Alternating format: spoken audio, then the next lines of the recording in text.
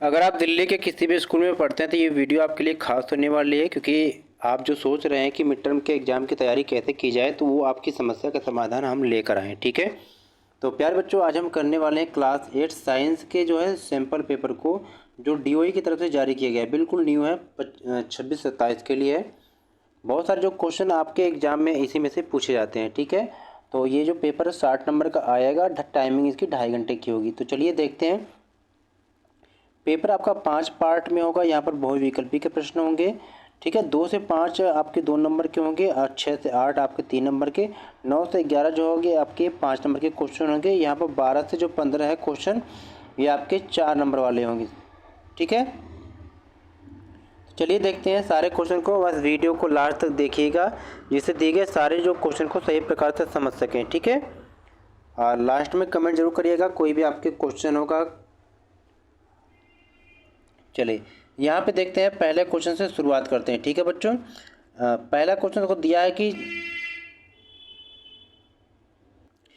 पहला क्वेश्चन यहाँ पर दिया है कि दूध को दही में बदलने के लिए कौन सा सूक्ष्म जीव उत्तरदायी है।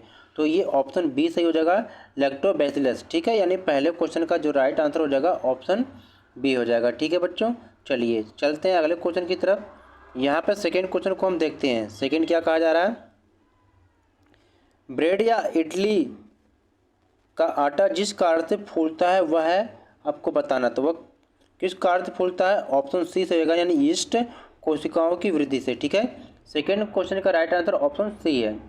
थर्ड क्वेश्चन है कि पादप कोशिकाओं में डैश प्रकाश संश्लेषण की प्रक्रिया में सहायता करता है। तो ये क्या है, राइट आंसर हो जाएगा ऑप्शन सी, यानी कि हरित लवक। ठीक है, सेकेंड और थर्ड का राइट आंसर हो जाएगा ऑप्शन सी। चलिए जल्दी जल्दी हम करेंगे यहाँ पर। ठीक है, क्वेश्चन 4 को देखते हैं बच्चों कि निम्नलिखित में से कौन सा एक संक्रामक रोग है। आपको बताना है कि इन चारों में से कौन सा एक जो है संक्रामक रोग है। ठीक है, तो चार ऑप्शन को आप देख लीजिएगा। हम यहाँ पर केवल राइट जो है वही ऑप्शन बताएंगे। तो ऑप्शन बी है चिकन पॉक्स। ठीक है, तो यहाँ पर जो क्वेश्चन 4 का राइट आंसर ऑप्शन बी हो जाएगा। क्वेश्चन 5 है कि एक शुष्क सेल में धनात्मक टर्मिनल कार्बन रॉड के ऊपर लगा धातु का सिरा होता है। सेल का ऋणात्मक सिरा कौन सा होता है, आपको ये बताना है। ठीक है, तो पांचवे का यहाँ पर राइट आंसर क्या हो जाएगा, ऑप्शन बी, जिंक के पात्र का निचला हिस्सा। तो पांचवें क्वेश्चन का राइट आंसर ऑप्शन बी हो जाएगा। ठीक है, चलिए आगे चलते हैं। अब यहाँ पर जो क्वेश्चन नंबर क्या है, पांचवे का बी हो गया। ठीक है, अब यहाँ पर जो है क्वेश्चन नंबर 6 है। क्या कहा जा रहा है, विद्युत चुंबक की शक्ति निर्भर करती है। विद्युत चुंबक की जो शक्ति है ये निर्भर करती है, आपको बताना है। तो ऑप्शन डी, यानी कुंडली से प्रवाहित होने वाली विद्युत धारा की प्रबलता पर। तो यहाँ पर 6 क्वेश्चन का जो है राइट आंसर ऑप्शन, सॉरी ये गलत हो जाएगा बच्चों। 6 क्वेश्चन का राइट आंसर यहाँ पर हो जाएगा ऑप्शन डी। ठीक है, 6 क्वेश्चन का राइट आंसर ऑप्शन डी हो जाएगा, यानी कि इन सभी पर। तो इसको आप सही कर लेंगे। ठीक है, 6 का डी हो जाएगा।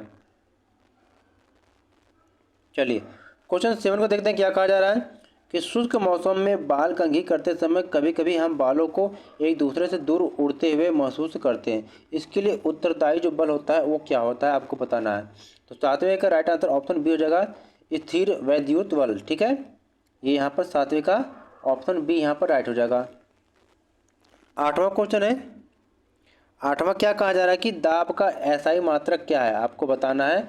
ठीक है, तो आठवें क्वेश्चन का जो राइट आंसर हो जाएगा ऑप्शन सी, यहाँ पर पास्कल हो जाएगा। ठीक है, आठवें का सी। क्वेश्चन यहाँ पर 9 देखते हैं कि तेज हवाएं हैं, आपको बताना है। ठीक है, तो 9 का राइट आंसर ऑप्शन डी हो जाएगा। ठीक है, कि छतों को उड़ा सकती है, कम दबाव वाला क्षेत्र बना सकती है, घरों की छतों के ऊपर हवा का दबाव छतों के नीचे हवा के दबाव की तुलना में कम कर सकती है। तो यहाँ पर क्या है, 9वें का ऑप्शन डी सही हो जाएगा। ठीक है,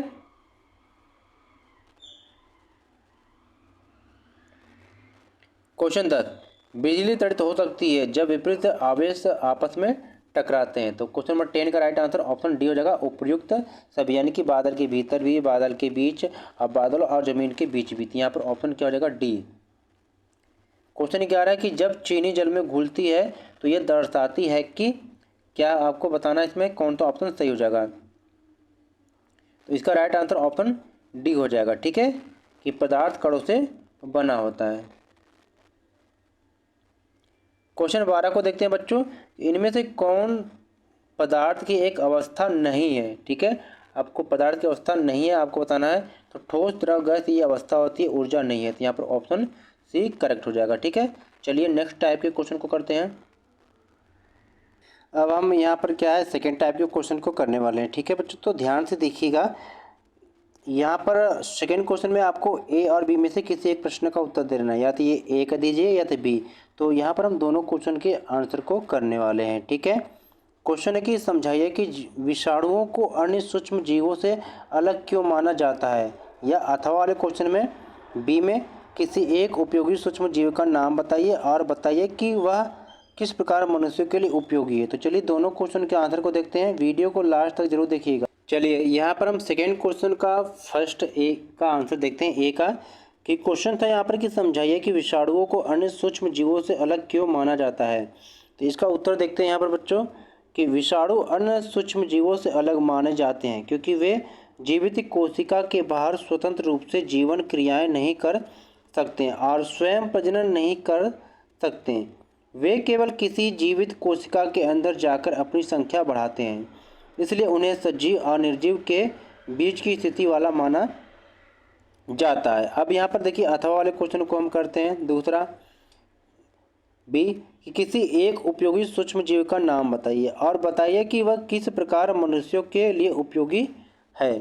तो इसका हम आंसर यहाँ पर देखते हैं, ठीक है, कि लैक्टोबैसिलस एक उपयोगी सूक्ष्म जीव है। यह दूध को दही में बदलने में सहायता करता है। यह दूध में लैक्टिक अम्ल का निर्माण करता है, ठीक है।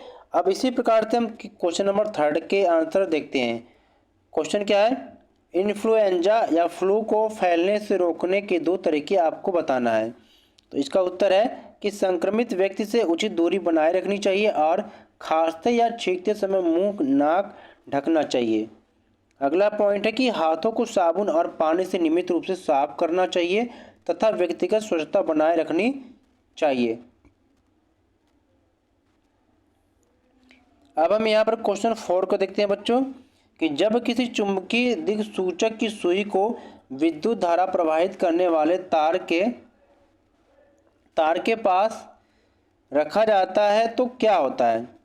तो इसका आंसर देखते हैं कि जब विद्युत धारा प्रवाहित करने वाले तार को चुंबकीय दिक्सूचक की सुई के पास रखा जाता है तो सुई विचलित हो जाती है। ऐसा इसलिए होता है क्योंकि विद्युत धारा प्रवाहित होने पर तार के चारों ओर चुंबकीय क्षेत्र उत्पन्न होता है।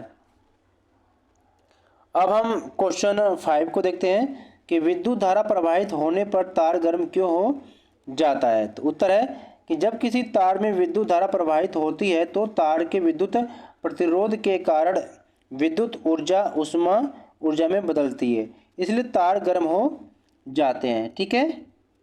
अब हम यहाँ पर नेक्स्ट टाइप के क्वेश्चन को करने वाले हैं, ठीक है। 6 क्वेश्चन से ए बी में से किसी एक का आंसर देना है, ए का या तो बी का। तो यहाँ पर हम सभी क्वेश्चन के आंसर को करने वाले हैं, ठीक है। ए बी का करेंगे, क्वेश्चन नंबर 7 को करेंगे और 8 का ए और बी को करेंगे। फिर चलिए यहाँ पर हम नेक्स्ट टाइप के क्वेश्चन को कर रहे हैं, ठीक है। 6 ए बी में से किसी एक को करना है, लेकिन यहाँ पर हम दोनों करेंगे, ठीक है। तो ए को देखते हैं पहले, संक्रामक और असंक्रामक रोगों के बीच 2 अंतर लिखिए, प्रत्येक के लिए एक उदाहरण भी दीजिए, ठीक है। चलिए इसके आंसर देखते हैं कि संक्रामक और असंक्रामक रोगों के बीच 2 अंतर आपको लिखना है और प्रत्येक के एक एक उदाहरण भी आपको देने हैं। तो चलिए हम दोनों क्वेश्चन के आंसर करते हैं। संक्रामक और असंक्रामक रोगों में अंतर। तो यहाँ पर पहले आपको आधार दिया जाएगा, संक्रामक रोग असंक्रामक रोग, यानी यहाँ पर फैलने के आधार पर, ठीक है। तो यहाँ पर देखेंगे जो संक्रामक रोग होता है ये रोग क्या है, एक व्यक्ति से दूसरे व्यक्ति में फैल जाते हैं, और जो असंक्रामक रोग होता है ये रोग एक व्यक्ति से दूसरे व्यक्ति में नहीं फैलते हैं, ठीक है। दूसरा कारण, क्यों, क्योंकि ये जो रोग है रोगजनक सूक्ष्म जीवों जैसे वायरस, बैक्टीरिया आदि के कारण हो सकते हैं। और जो असंक्रामक रोग होता है, ये रोग आनुवांशिक कारणों, पोषण की कमी या जीवन शैली आदि के कारण हो सकते हैं। इनके एक एक उदाहरण यहाँ पर है कि संक्रामक रोग का उदाहरण हैजा है, असंक्रामक रोग का एक उदाहरण है मधुमेह। ठीक है, अब हम यहाँ पर अथवा वाले क्वेश्चन को करते हैं। ठीक है, ध्यान से देखिएगा कि 3 ऐसे तरीके बताइए जिनसे आप खुद को संक्रामक रोगों से बचा सकते हैं। तो पहला इसमें है कि नियमित रूप से हाथ धोकर व्यक्तिगत स्वच्छता बनाए रखें, जैसे कोरोना के टाइम में आपने किया था। अगला है कि स्वच्छ भोजन और सुरक्षित स्वच्छ पानी का सेवन करें, संक्रमित व्यक्ति के संपर्क से बचें और रोग के अनुसार उचित टीकाकरण कराएं। ठीक है, अगला है कि गैस के कणों की गति को प्रदर्शित करने के लिए एक क्रियाकलाप दीजिए। ठीक है, इसका उत्तर लिखिए कि एक खाली या थोड़े फूले हुए गुब्बारे को लेकर उसके मुंह को खोल दें, उसमें से हवा बाहर निकलती हुई दिखाई देगी। इससे पता चलता है कि गैस के कण लगातार गति करते रहते हैं। एक अन्य गतिविधि में अगरबत्ती की सुगंध कमरे में फैलने पर कुछ दूरी पर बैठे व्यक्ति तक पहुंचती है। यह गैस के कणों की गति और प्रसरण को प्रदर्शित करती है। अब क्वेश्चन नंबर 8 को देखते हैं। ए और बी में से किसी एक के आंसर देना है। यहाँ पर हम दोनों को करेंगे। ठीक है, चलिए देखते हैं। जल के पाइपों के लीक होते, छिद्र अथवा रिसाव होते जोड़ों से जल फव्वारे की तरह बाहर क्यों निकलता है? उत्तर है कि पाइप के अंदर जल पर दाब होता है। जब पाइप में छेद या रिसाव होता है तो अंदर का अधिक दाब जल को छेद से बाहर की ओर धकेलता है। इसी कारण जल तेज धार या फव्वारे की तरह बाहर निकलता है। अब अथवा वाले क्वेश्चन को देखते हैं कि अगर दो बैगों का वजन एक जैसा हो तो क्या उनके पट्टियों के आकार और आकृतियों से उन्हें उठाने वाले व्यक्ति पर कोई फर्क पड़ेगा? उत्तर है हाँ, फर्क पड़ेगा। चौड़ी पट्टियों वाला बैग कंधे पर अधिक क्षेत्रफल में बल लगाता है, इसलिए कंधे पर कम दाब पड़ता है और बैग उठाना अपेक्षाकृत आरामदायक होता है। पतली पट्टियां कम क्षेत्रफल पर बल लगाती हैं, इसलिए अधिक दाब पड़ता है। ठीक है, क्वेश्चन 9 को आपको देखना ध्यान से कि रिक्त स्थानों की पूर्ति कीजिए। तो कैसे करना है? जो दिए गए ये शब्द है इन्हीं में से आपको सिलेक्ट करके आपको फिल करना कि पहले में क्या भरेंगे, दूसरे में क्या भरना है, तीसरे में क्या आएगा, चौथे में और पाँचवें में। तो चलिए हम एक एक करके सारे आंसर को हम करने वाले हैं। ठीक है, चलिए। सूक्ष्म जीवों में डैश की मदद से देखा जा सकता है। तो पहले में आपको क्या भरना है? सूक्ष्मदर्शी भरना है। तो यहाँ पर क्या है, ये फर्स्ट आपको यहाँ पर कर लेना है। ठीक है, पहले में सूक्ष्मदर्शी आपको फिल कर लेना है। ठीक है, चलिए दूसरे में आपको क्या फिल करना है? दूसरे में आपको क्या कर लेना है? अमीबा फिल कर लेना है। ठीक है, दूसरे में आपको अमीबा फिल कर लेना है।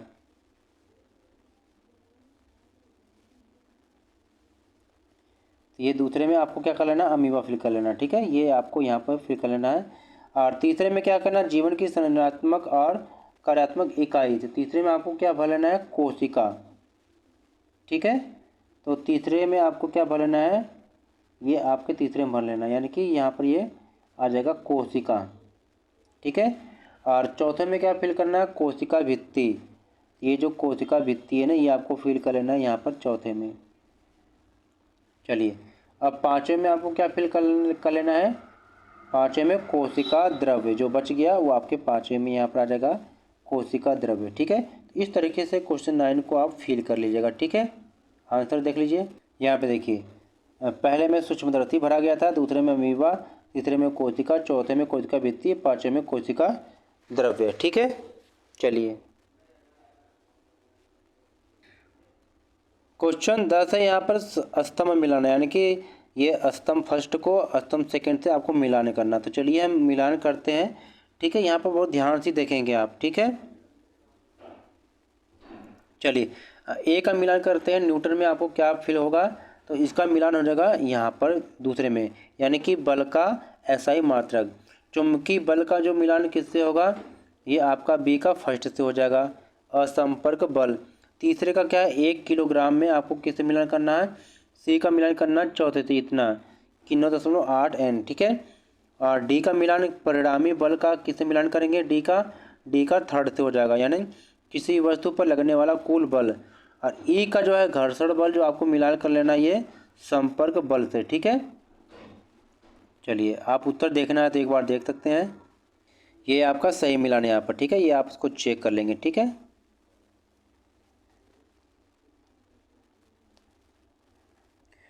क्वेश्चन 11 में हम देखते हैं यहाँ पर कि पहले अथवा दूसरे में से किसी एक का उत्तर देना, यानी या तो पहले का आंसर दीजिए या नीचे आपको दिया गया है दूसरा है तो उसका आंसर दीजिए। देखिए इधर दिया है ये आपका ये दूसरा वाला, ठीक है।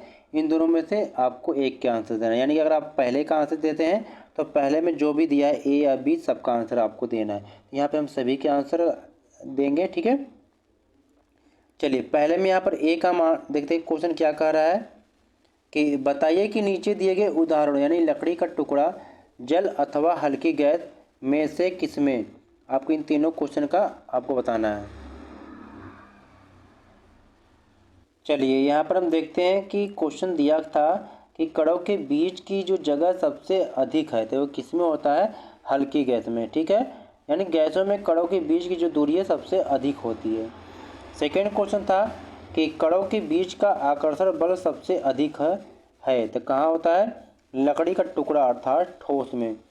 जैसे देखेंगे एक्सप्लेन किया गया है कि ठोसों में कण एक दूसरे के बहुत पास होते हैं और उनके बीच आकर्षण बल अधिक होता है, ठीक है। तीसरा दिया है कि पदार्थ के कणों में निहित ऊर्जा सबसे अधिक है, किसमें, हल्की गैस में। हल्की गैस, उदाहरण की गैसीय अवस्था में कणों की गति अधिक होती है, इसलिए उनकी गतिज ऊर्जा अपेक्षाकृत अधिक होती है, ठीक है। यानी आपको इन दोनों में से ही बताना था कि लकड़ी का टुकड़ा है या हल्की गैस, ठीक है। इस आधार पे आप इसको देख लेंगे क्वेश्चन के आंसर। अब बी वाला जो क्वेश्चन था इसको देखेंगे कि पदार्थ की अलग अलग अवस्थाओं को कौन से दो कारक निर्धारित करते हैं, ठीक है। तो उत्तर लिखेंगे कि पदार्थ की अवस्था मुख्यतः इन दो कारकों पर निर्भर करती है। पहला कि कणों के बीच आकर्षण बल, दूसरा है कणों की गतिज ऊर्जा बल। विकल्प सेकेंड है ना, सेकेंड देखते हैं जो सेकंड था। सेकेंड में ए का हम देखते हैं कि बताइए कि पदार्थ की तीन अवस्थाओं ठोस, द्रव या गैस में से इन तीनों में से आपको बताना है। कोई निश्चित आयतन नहीं होता, तो किसका नहीं होता है, गैस का। दूसरा है कि एक निश्चित आकार होता है, किसका, ठोस का। उच्च घनत्व होता है, किसका, ठोस का, ठीक है। अब यहाँ पर बी वाले क्वेश्चन का आंसर देखते हैं। जब कोई ठोस पिघलता है तो कणों के बीच के बलों का क्या होता है, उत्तर लिखेंगे जब कोई ठोस गर्म होकर पिघलता है तो उसके कणों की जो गतिज ऊर्जा बढ़ जाती है और कणों के बीच का जो आकर्षण बल अपेक्षाकृत कम प्रभावी हो जाता है। इससे कण एक दूसरे के ऊपर खिसकने लगते हैं और ठोस द्रव में बदल जाते हैं, ठीक है। अब हम यहाँ पर क्वेश्चन 12 देखेंगे, आपके जो है पैराग्राफ वाले, ठीक है। पैराग्राफ पढ़ लेंगे आप। रमेश को लगातार थकान और प्यास महसूस होती है, उसका वजन भी कम हो रहा है, वह डॉक्टर के पास जाता है। अब आपको इन क्वेश्चन के आंसर आपको देना है, ठीक है।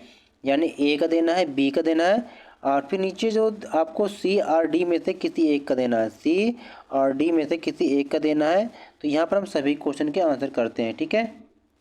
क्वेश्चन 12 को दिया गया था ना कि रमेश को लगातार थकान और प्यास महसूस होती है, उसका वजन भी कम हो रहा है, वह डॉक्टर के पास जाता है। तो इसके आधार पर पहला क्वेश्चन था कि डॉक्टर को किस बीमारी का संदेह हो जाता है, तो मधुमेह यानी कि डायबिटीज। आगे, क्या यह संक्रामक रोग है अथवा असंक्रामक, तो उत्तर है ये असंक्रामक रोग। तो मधुमेह एक व्यक्ति से दूसरे व्यक्ति में संक्रमण द्वारा नहीं फैलता है, ठीक है। तीसरा देखते हैं सी का, जीवन शैली में एक दो बदलाव सुझाएं जो एक किशोर को इस बीमारी को प्रभावी ढंग से संभालने में मदद कर सके। उत्तर है कि संतुलित एवं पौष्टिक आहार लेना और अत्यधिक मीठे अस्वास्थ्यकर खाद्य पदार्थों से बचना। डॉक्टर की सलाह के अनुसार नियमित शारीरिक गतिविधि, व्यायाम करना और स्वस्थ दिनचर्या बनाए रखना, ठीक है। अब देखिए अथवा वाले क्वेश्चन यानी डी का देखते हैं कि इस रोग के दो मुख्य कारण क्या हैं। तो मधुमेह के प्रकार के अनुसार कारण अलग हो सकते हैं। तो सामान्यतः इसमें लिखते हैं कि शरीर में इंसुलिन का पर्याप्त उत्पादन न होना या इंसुलिन का प्रभावी ढंग से कार्य न करना। दूसरा है कि अस्वास्थ्यकर जीवन शैली, शारीरिक निष्क्रियता और कुछ मामलों में आनुवंशिक पारिवारिक कारण जोखिम बढ़ा सकते हैं। ठीक है, अब क्वेश्चन 13 को हम देखते हैं। प्रश्न में जो दिया गया है पैराग्राफ ध्यान से देखेंगे कि सीमा एक विद्युत हीटर का इस्तेमाल करके पानी गर्म कर रही है। स्विच ऑन करने पर हीटर पर लगी तार की कुंडली, जिसे तापक अवयव कहते हैं, लाल रंग की होकर बहुत ज़्यादा गर्म हो जाती है। तो अब क्वेश्चन और उसके आंसर करना है। यह है कि तापक अवयव लाल रंग का होकर इतना गर्म क्यों हो जाता है। उत्तर है कि तापक अवयव में विद्युत धारा प्रवाहित होने पर उसके प्रतिरोध के कारण विद्युत ऊर्जा ऊष्मा ऊर्जा में बदलती है। अधिक ऊष्मा उत्पन्न होने के कारण तार बहुत गर्म हो जाता है और उच्च तापमान पर लाल चमकने लगता है। बी, एक विद्युत हीटर का तापक अवयव किस धातु से बना होता है। उत्तर है कि नाइक्रोम। ठीक है, आगे देखते हैं।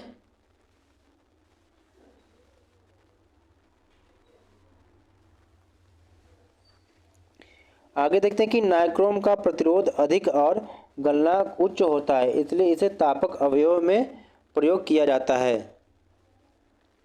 आगे देखते हैं। अब यहाँ पर सी और डी में से कोई एक क्वेश्चन करना है।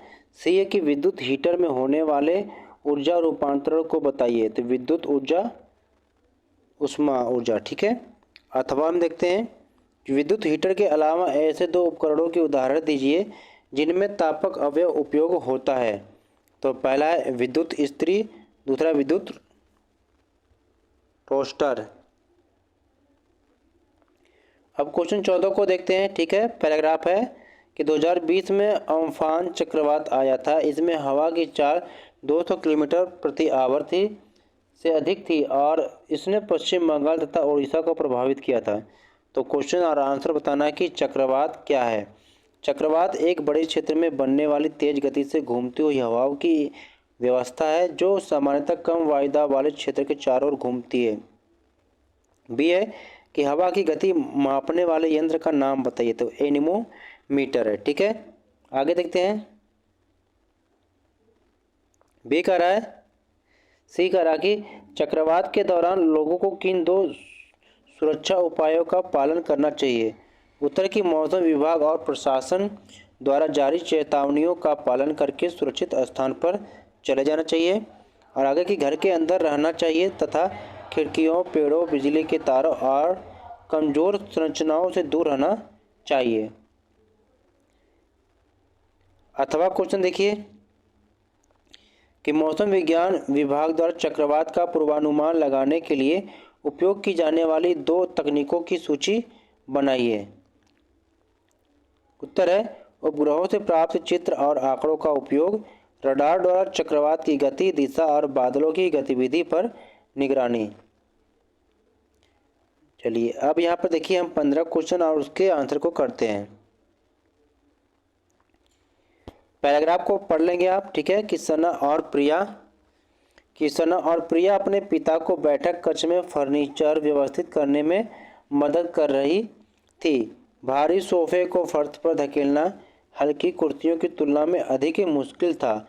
जब दोनों ने एक ही दिशा में सोफे को धकेला तो वह अधिक आसानी से खिसक गया।